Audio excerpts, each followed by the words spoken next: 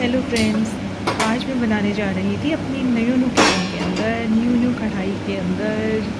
जब से हम नए घर में आए हैं हमने कुछ भी डिश नहीं बनाई थी, तो मैं बनाने जा रही थी सूजी का हलवा। लेकिन मैं खाली सूजी का हलवा नहीं बनाती हूँ कभी भी, हमेशा उसके अंदर थोड़ा सा बेसन और आटा भी मिक्स करती हूँ। तो बेसिकली ये 3 तरह के आटे मिक्स करके बना हुआ एक हलवा होता है। तो बहुत ही सिंपल तरीके से बनाती हूँ, जिसको मेरे बच्चे भी खुश होकर खा लेते हैं। तो इसलिए खा पाते हैं बच्चे, क्योंकि आजकल के बच्चों को हलवा वगैरह खाना पसंद नहीं होता है। ब्राउनी और केक्स ये ज़्यादा पसंद आते हैं उन्हें खाना। लेकिन मैं बनाती हूँ क्योंकि प्योर गाय के घी में, तो वो इतना लाइट होता है कि ये ज़्यादा हैवी नहीं लगता।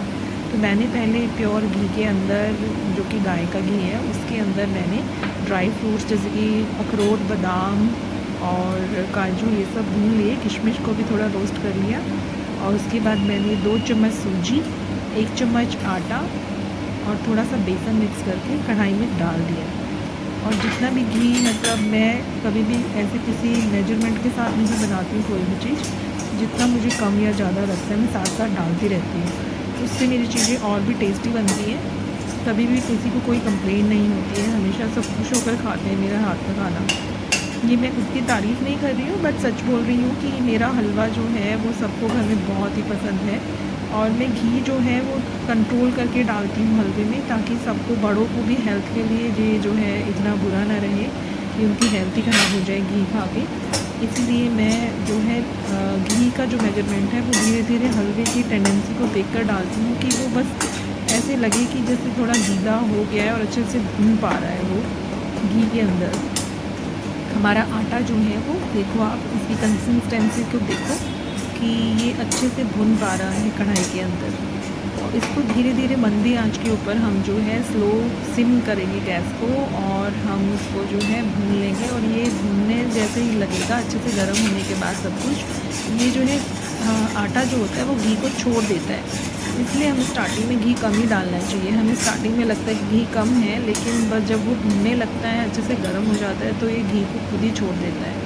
और मैं हमेशा हलवे में थोड़ी सी जो है सौंफ डालती हूँ, यानी कि हम थोड़े से फेनल सीड्स को डालते हैं।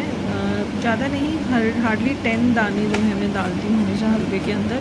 पता नहीं, जिन्होंने मुझे पहली बार हलवा बनाना सिखाया था वो जो है ये टिप्स को यूज़ करते थे, जो कि मेरी सिस्टर इन लॉ की मदर इन लॉ है। मैं पहली बार जब शादी के बाद उनके घर पे गई थी, तो उन्होंने ही मुझे ये गाजर का हलवा बनाना सूजी का हलवा बनाना सिखाया था। और इसीलिए मैं भी ये टिप को जो है आज तक यूज़ करती हूँ। और सभी मेरे, उनके हाथ के हलवे की भी बहुत तारीफ़ करते हैं, और मेरे हाथ के भी हलवे की इसीलिए बहुत तारीफ़ करते हैं। तो मैंने इसके अंदर हल्के से 10 दाने सौंफ के डाले, और फिर से इसको हल्के हाथ से ब्राउन जो है आटे को किया।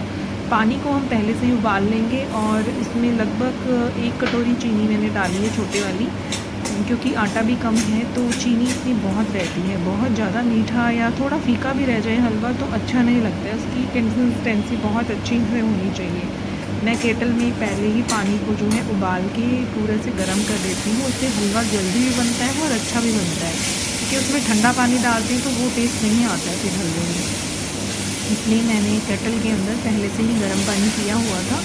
और जब मेरा आटा पूरी तरह से भुन गया, तो मैंने धीरे धीरे करके इसके अंदर, जिस तरह से मैं पहले घी डाल रही थी, ऐसे ही बाद में पानी भी डालती हूँ, ताकि बहुत ज़्यादा पतला भी ना हो जाए और बहुत गाढ़ा भी ना रहे।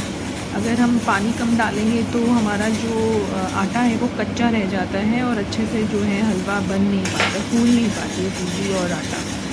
और मैंने सारे ड्राई फ्रूट्स भी जो हैं वो डाल दिए बीच में ही, ताकि अच्छे से हलवे का जो फ्लेवर है वो उनके अंदर चला जाए। और ये देखिए, आप इस तरह से इसको हलवा जो है धीरे धीरे आप जब भूनते जाएंगे, ये जो है आपकी कढ़ाई को छोड़ता जाएगा। ये देखो, ये जो है अपने आप कढ़ाई छोड़ देगा। और थोड़ा सा हम पतला हलवा खाते हैं, बहुत स्टिकी जो है मुझे पसंद नहीं है। और मेरा हलवा जो है वो बनके तैयार था। थैंक यू देखने के लिए।